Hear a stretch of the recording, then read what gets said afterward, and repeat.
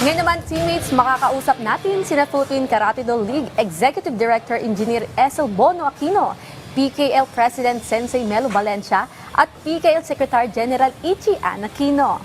Nako, good morning Good po, morning. ma'am, sir. Good morning, Morning po. po. And also to the Welcome. viewers of PTB Sports. Good Partner Welcome from Car Racing, dito naman tayo sa Karate. Yes, Karate Do. Ate. Wow, nagano, parang gusto ko ng ano eh. Oh, Excited na ako sa warm up mangyayari ako dito mamaya. Well, anyways, partner, bago tayo mag-karate, background naman tayo. Tell us more about this 50th Isaki Cup.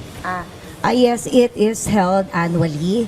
So it is titled under or in honor of our founder and headmaster, Shian Dennis Aquino, which is Isaki means accomplishment, ayan, success, or giving recognition or reward to the successful activity that's done by the individuals. Opo, ma'am, kailan ba to isasagawa at saan po?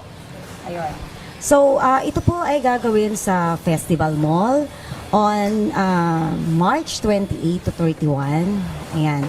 Dito lang sa may Alabang. Malapit lang Muntinlupa. And I think si Sensei Melo will add on this. Alright. And also, the purpose of this Isaki Cup is to maximize the potential of our athletes and also to develop the hidden talents of our karatekas in the field of martial arts. Opo, Sir Melo, ito nga gaganapin nga Isaki. Ilan na ba yung participants po natin as of now?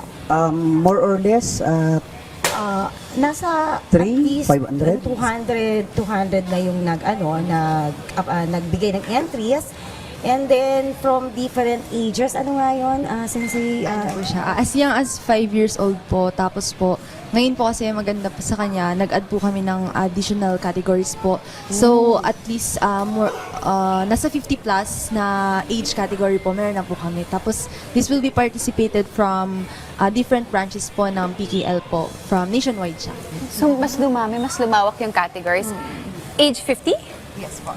50 and above po yung parang The pinaka categories. Yun po yung master's category. Master's So, category. as young as 7 years old up to 50 years old and above for the master's category.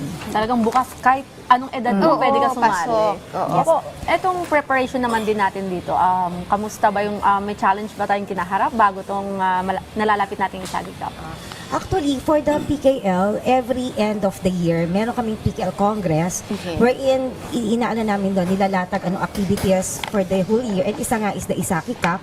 So, iba-ibang locations kasi to. So, merong nag-bid kung sinong magko-host. So, before is Cavite, Laguna, now is Muntinlupa, Alabang. Yun. Lumalaki po ang community ng Karate Do. Ano po ba yung mga evident changes na nakita natin or yung evolution ng Karate Do?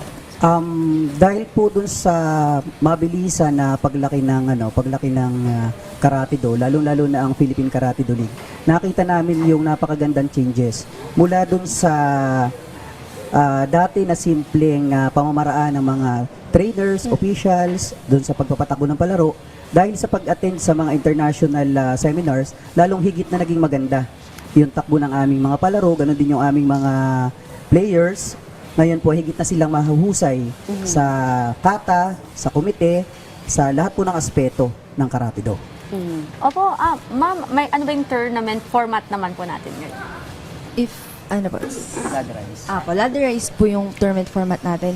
Bali, ano po siya, we have list po ng players, so naka-pair sila, tapos win, lose, may elimination tayo, prelims, hanggang sa umabot po ng finals, battle for gold. So, ganun po yung format po ng tournament natin. Nako, exciting. Oo, at Itong saka Isagi mabigat, Cup. magiging mabigat na tournament ito. Alright, ma'am, thank you very much po and message na lang din and invite din po natin yung mga participants po natin. Ayan, sa mga martial arts enthusiasts, ayan, it's time po to shine and ipakita niyo inyong talent and skill by participating in the 50th Isaki Cup, which will be held on March 28 to 31 at the event center of Festival Mall, Alabang. Ayan, thank you Meron pa po po. sila sabihin.